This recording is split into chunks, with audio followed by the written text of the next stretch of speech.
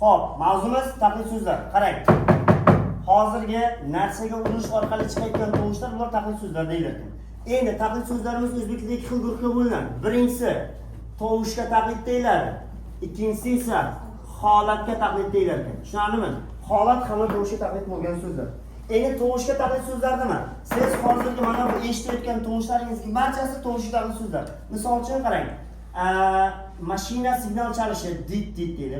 Yoki hozirgi taq tuq degan xo'p narsaga chiqayotgan tovushlar. Undan tashqari shivir shivir. Siz uxlayapsiz. Narigi tarafda ikkitasi nima qilyapti? Shivir shivir gaplashyapti. Sizning qulog'ingizga kiryapti o'sha gaplar. Yoki undan tashqari pichir pichir deysiz-ku. Pichir pichir. Demak, pichir pichir. Undan tashqari xo'p, gurs gurs. Gurs gurs. Xo'p, tars tars. Misol uchun uradigan bo'lsa kimdir tars tars yoki chars churs. Chars churs. Ketaveradi. Tushundingizmi? Undan tashqari hayvonlarning ovozlari. Misol uchun itmanida mushuk.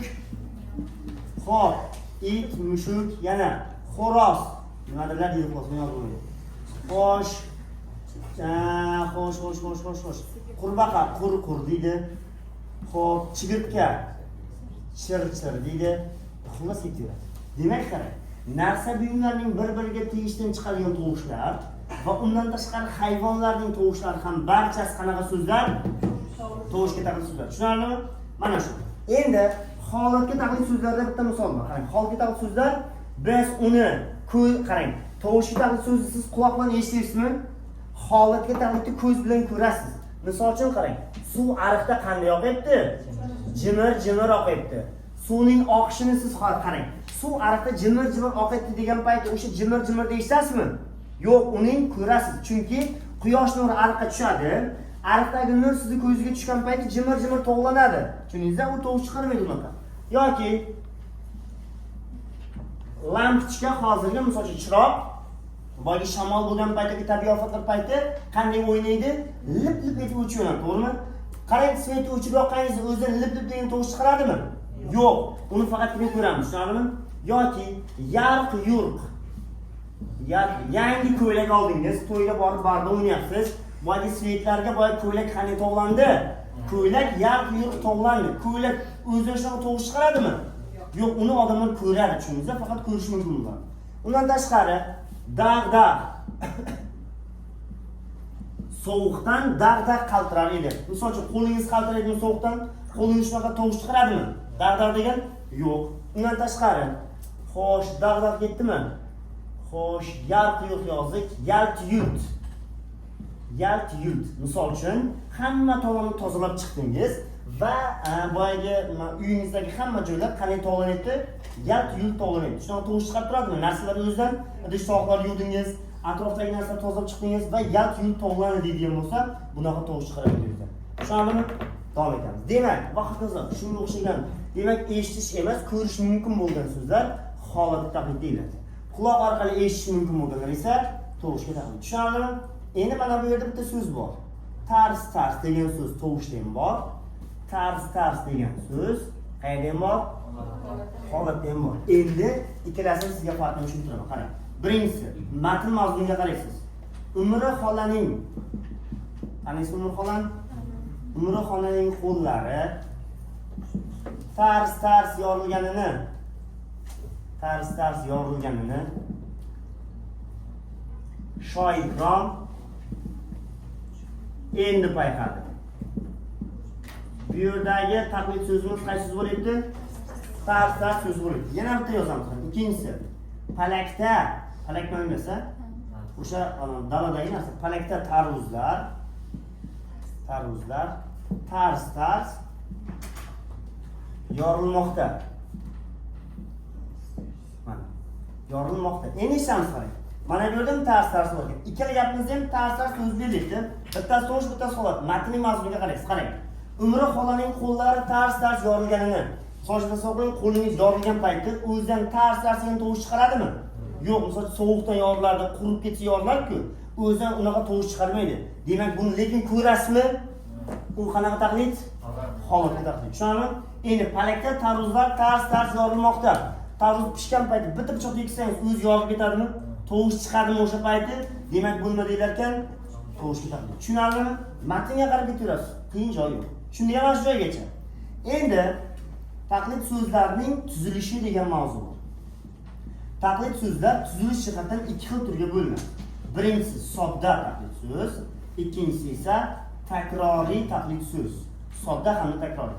Sodda taqlid so'z nima? Bitta so'z bo'lsa. Masalan, qarang.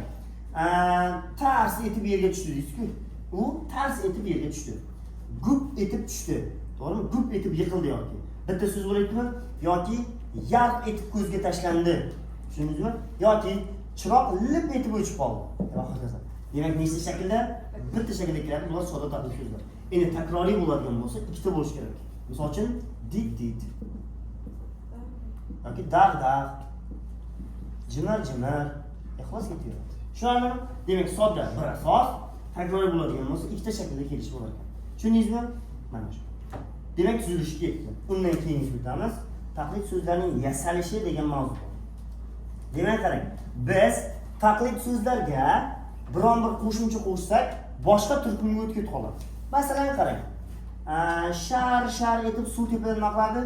Yerga tushadi, to'g'rimi? Ovoz chiqadimi? Shar. Yoki dag' etib taqlid so'z keltiriladi. Dag' yoki qah otib kuldi, to'g'rimi? Mana 3 ta taqlid so'z qarang.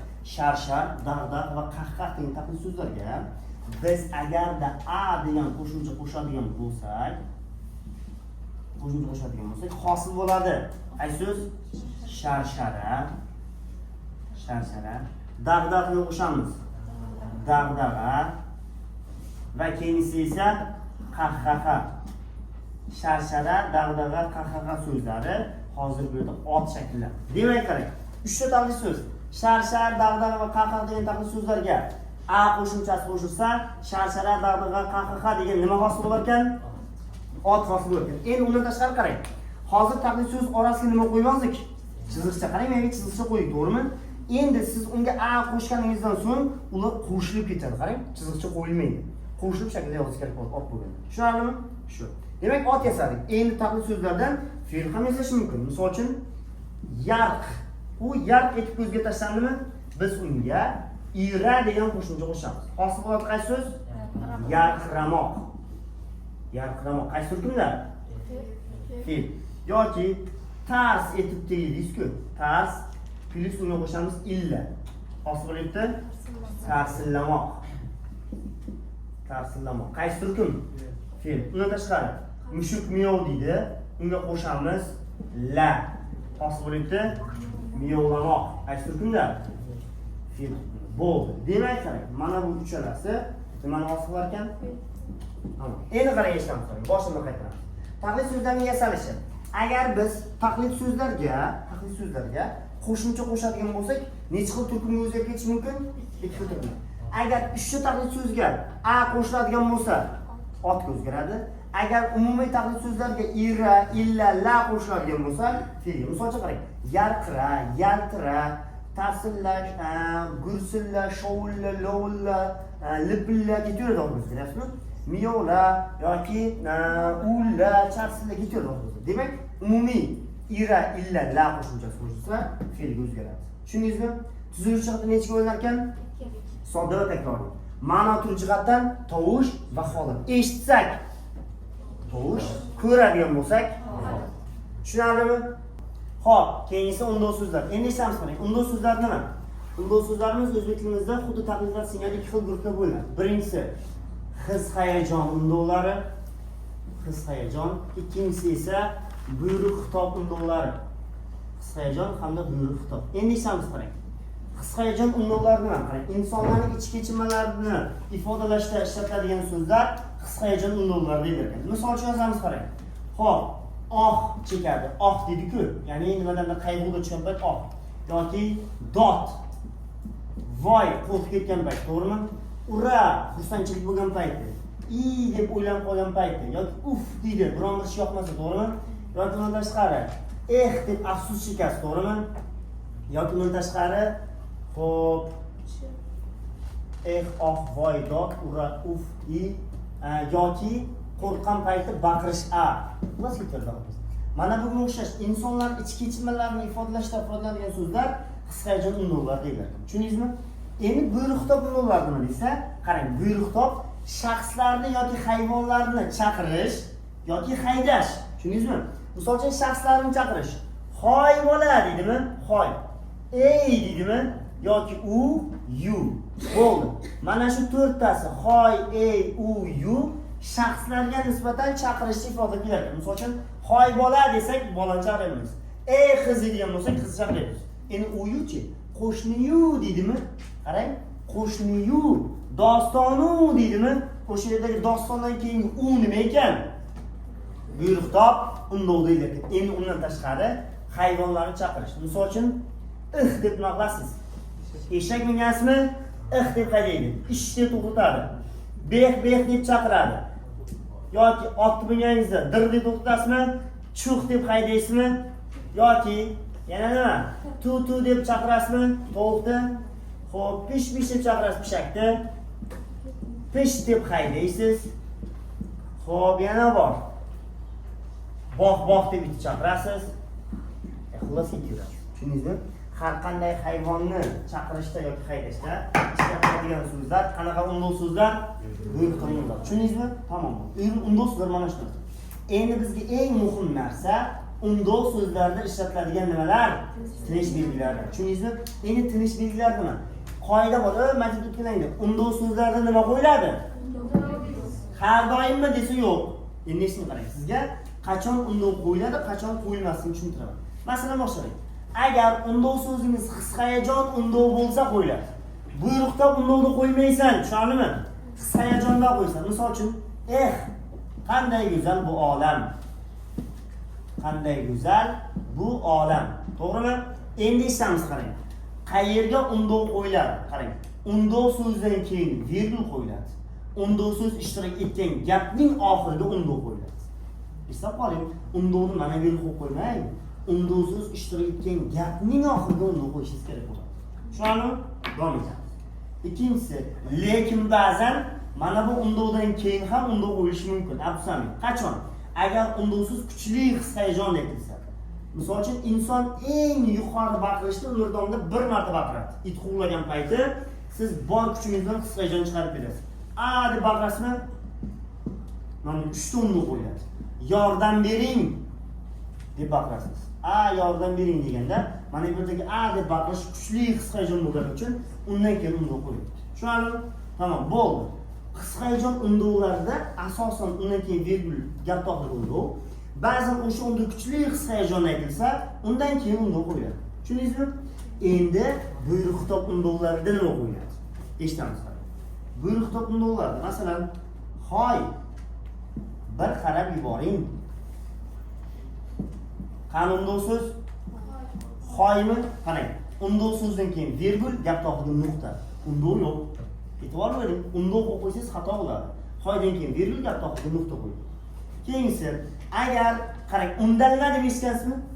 Undalma qarang. Buyruqtob undov bo'lgan joyda undalma ham kelishi mumkin. Undalma nima desa, siz chaqirasiz dedik-ku, qarang, birovni chaqirishda ishlatganda siz kimnidir chaqirasizmi? O'sha chaqirilgan shaxs undalma deyiladi. Misol uchun qarang. Hoy, Suhrob.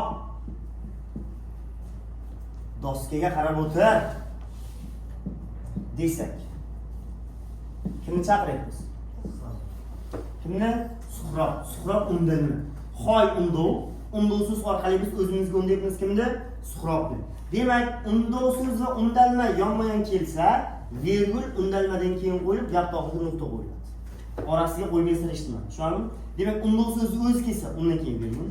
Undov so'zidan so'ng undalma ham kelsa, virgul undalmadan keyin o'tib ketadi. Hoy bola, hoy qiz, ey falonchi, pistonchi kelib bo'lsa. Demak, undov so'ziga undalma kelishiga qaraysiz. Tushunarlimi? Davom etamiz. Endi xo'p. Birinchi undov keldi, keyin undalma keldi, to'g'rimi? Endi gapni ikkalasining joyi almashib ketsa-chi. Birinchi undalma kelib, keyin undov kelsa. Suhrob hoy bo'ladimi? Nima bo'lmaydi, qarang. Mana bunday bo'ladi. Doston undalayotgan shaxsni dostonu deymiz. Bu yoqqa kel. Dostonu bu yoqqa kel desangiz, qarang. undalma va unduv so'z orasiga biz chiziqcha qo'yamiz va unduvdan keyin virgul qo'yib, gapni oxiriga esa nuqta. Tushunarlimi? Ya'ni mana bu u yu borku, qo'shni yu desa, undalayotgan shaxs kim? Qo'shnini undalma, ya'ni qo'shni undalma, yu esa unduv so'z. Orasiga mana chiziqcha qo'yasiz va undan keyin virgul qo'yib gapni oxiriga nuqta qo'yib kelasiz. Tushunarlimi? Unduv so'zlarda mana shu tinch belgi ishlatiladi. Xo'p, agar unduv so'zimiz qanaqa unduv bo'lsa, qisqacha unduv bo'lsa, undan keyin gap oxiriga qachon undan keyin unduv qo'yiladi? Kuchli qisqacha bo'lsa. Agar buyruqda unduv bo'lsa, undan keyin gap oxiriga nuqta. Agar unduv bo'lgan joyda undalma ham kelsa, virgul undalmadan keyin qo'yiladi. Tushunarlimi? Agar birinchi undalma kelib, keyin unduv kelsa, orasiga chiziqcha, tir emas, bu chiziqcha va unduvdan keyin virgul, gap oxiriga nuqta. Tushunarlimi? Unduv so'zlar tugadi. Keyin esa eng oxirgi 12-so'z turkumimiz bu modal so'zlar bo'ladi. Endi qarang, modal so'z nima o'zi? Modal so'z, misol uchun, biz kundalik hayotimizda juda ko'p mazmundagi gap aytamiz. Misol uchun, achinish ma'nosida, quvonch ma'nosida, gumon ma'nosida yoki ishonch ma'nosida, biz har qancha ma'noda gap aytamiz. O'sha gapning mazmuniga mos bo'lgan bitta so'zni gapni boshqa qo'yamiz. Masalan, qarang, men yozamiz. Kimdir vafot etsa, yaxshi inson edi deysizmi? O'sha shaxsga achingan holatda aytasizmi? Endi gapning ma'nosi achinishmi? Xuddi o'sha achinish ma'nosiga mos bo'lgan bitta so'zni gapni boshdan qo'llab to'ldirib beramiz. Siz yaxshi inson edi desangiz, endi gap to'liq bo'ldimi? O'shani to'ldirayotgan esiz so'z nima ekan? Modal. Tushunarlimi? Tamam. Demak, mana bu esiz so'zi achinish ma'nosidagi bo'ldi. Endi modal so'zlar gapning ma'nosiga qaragan holda qo'yib ketaveradi. Boshladik. Qanaqa ma'nodagi gapga qanaqa modal so'z qo'yamiz? Birinchidan boshlaymiz. Agar ishonch ma'nosidagi gap bo'ladigan bo'lsa, siz o'zingizga ishonch bilan gapirsangiz, qanaqa modalda ishlatishingiz kerak? Albatta degan so'zni qo'yishingiz kerak. Albatta qila olaman, albatta qo'limdan keladi. Qarang, ishonch bilan aytasizmi o'zingizga? Albatta yoki shaksiz, shubhasiz. Shubhasiz mening qo'limdan keladi bu ishlar, deysizmi? Demak, albatta shaksiz, shubhasiz so'zlari ishonch ma'nosidagi nimalar ekan? Modal deyiladi. Ikkinchisiga o'tamiz. Ikkinchisi, xo'p, achinish ma'nosidagi modal so'zlar. Achinish, mana kimgadir achinganingizda, esiz, yaxshi ish bo'lmabdi-da. Afsus, yaxshi ish bo'lmabdi. Attang deysizmi? Esiz, afsus, attang. Bular achinish ma'nosi bo'ladi. Uchinchisi, gumon ma'nosidagi modal so'zlar bor. Gumon bo'ladigan bo'lsa, qarang. Balki bugun yomg'ir yog'ar. Ehtimol bugun yomg'ir yog'adi. Chamasi bugun yomg'ir yog'adi. Aftidan bugun yomg'ir yog'adi. Bugun yomg'ir yog'adi shekilli. Mana. Demak, bular nima degan ekan? Gumon ma'nosidagi modal so'zlar degan ekan. Tushunarlimi? Davom etamiz. To'rtinchisi, xo'p, tasdiqlash. Kimdir sizga bir gap aytsa, siz uni tasdiqlaysiz. Misol uchun, ikkita yonma maktabda o'qiydigan ikkita o'quvchi keldi. Bittasi aytibdi, "Nega kechikding?" desa, "Ustoz maktabimizga tekshirib chiqdi, qo'ymadi" dedi. Keyin yonidagi shaxs tasdiqlaydi. Haqiqatdan bizniki ham keltidimi? Haqiqatdan. Dar haqiqat yoki dar haqiqat. Mana shunday bo'ladi deb turib, demak gapni tasdiqlab berish mumkin. Rostdan shunaqa bo'ldi deysiz, to'g'rimi? Chindan shunday bo'ldi. Rostdan, chindan. Tushunarlimi? Ana shular tasdiqlash deyiladi. 5-inchisiga o'tamiz. Tartiblash. Sizda juda ham ko'p fikr bor. Uni siz bir boshidan tartibdan aytib berishingiz kerak. Avvalo deysiz, boshidan. Avvalo, tushundingizmi? Yoki avvalambor. Avvalambor.